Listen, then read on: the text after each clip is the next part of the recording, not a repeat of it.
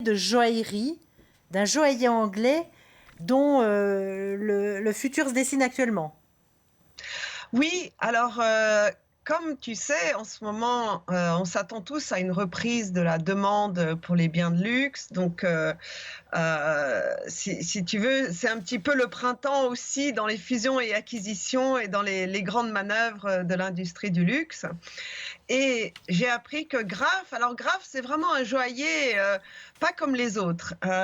C'est pas une marque, tu vois, qui a 200 ou 300 ans comme les autres qu'on connaît. C'est une jeune maison, mais surtout connue pour ses pierres d'exception.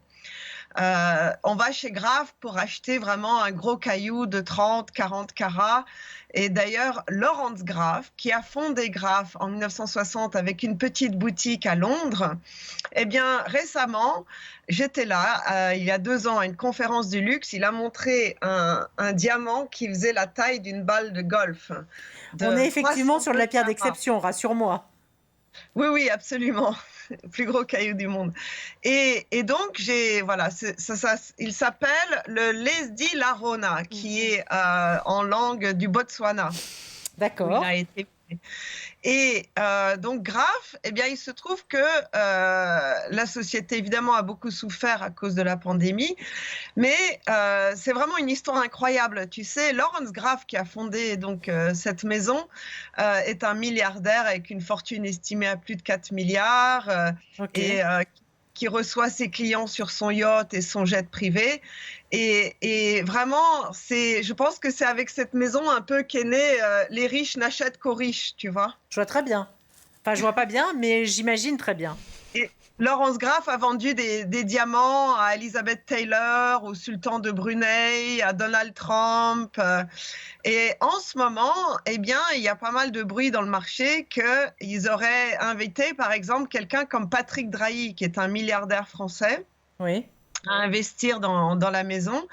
Et j'ai eu le fils de Laurence Graff, qui est François, qui s'appelle François, et il m'a dit non, non, non, nous ne sommes pas du tout à vendre. Patrick Drahi, c'est vrai, il a rencontré mon père, c'était que pour discuter d'art et d'œuvres d'art, etc. Mais il y a quand même pas mal de bruit autour de Graff. Il y a aussi Richemont, qui apparemment depuis longtemps serait évidemment intéressé de mettre la main sur ses plus belles pierres parce que ça viendrait Bien sûr. étoffer ses propres collections. Mais apparemment, c'est pas fait. Ça va mettre du temps parce que je pense que Graff, ils ont vraiment des attentes en termes de prix assez ambitieuses. À l'image de leur pierre. Graff a failli faire une IPO à Hong Kong en 2012 et les investisseurs, ils ont eu un peu froid aux yeux parce que 40% du chiffre d'affaires dépendait de vente à une vingtaine de clients. D'accord. Donc, Ça, c'est vraiment donc du voilà. sélectif. C'est vraiment du sélectif, mais ce qui est intéressant, c'est que de plus en plus de monde s'intéresse donc à qu'est-ce qui est à vendre. Et Graff, c'est un petit peu la maison à prendre, alors que tout le monde là, donc LVMH qui vient de racheter Tiffany, donc ça a creusé encore plus l'écart, si tu veux, avec les autres, et Bien s'est sûr. rapproché de Richemont. Et Richemont, comme tu sais, il y avait aussi pas mal de discussions. Est-ce qu'ils vont faire une alliance avec Kering? Et donc, si Richemont achetait Graff, eh bien, ça clouerait le clapet à tous ceux qui disent que Richemont est à vendre. Donc, rien de tel pour faire une acquisition. Mais Ah oui, donc en donc, fait, on rachète une maison pour acquérir la maison. On rachète une maison éventuellement pour acquérir ce qu'elle a dans ses coffres. Ou on rachète aussi une maison potentiellement pour faire taire les rumeurs. absolument. On n'a pas tous les mêmes problèmes de fin de mois, a priori. Non, non, non, non. Mais ça fait partie, si tu veux, aussi des réflexions que mène Richemont, d'ailleurs auxquelles je suis en train moi-même de réfléchir et d'analyser, parce que je pense qu'ils sont en train de préparer quelque chose. Et ça aussi, ça va être quelque chose à suivre sur le site de Mistweed dans les semaines à venir. Donc Astrid, Graff, c'est juste un en- élément du puzzle. en fait, ce que tu nous racontes, c'est exactement ce qui fait écho à ton livre dont on parle, comme celui de Badre, dans un genre différent, depuis un certain temps, Le luxe à la conquête du monde.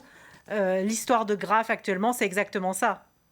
Absolument. C'est vraiment comment conquérir le monde et en mettre plein les yeux. Et Graff est un vendeur né. Donc c'est pour ça que ceux qui veulent acheter sa société, je crois qu'ils doivent bien s'accrocher parce que ça va pas être difficile d'obtenir un bon prix. De toute façon, dans le luxe, c'est drôle quand les gens disent c'est pas à vendre, tout est à vendre. C'est une question de prix. Alors ça, de toute façon, c'est quelque chose qu'on apprend avec la maturité. Tout est à vendre, question de prix. Merci Absolument. beaucoup, Miss Tweed, d'avoir passé Merci. un moment avec nous ce lundi dans Cause Toujours. C'est Cause Toujours, c'est l'épisode 69. On se retrouve avec Tristan Martin et Maurice Barthélémy après une page de pub.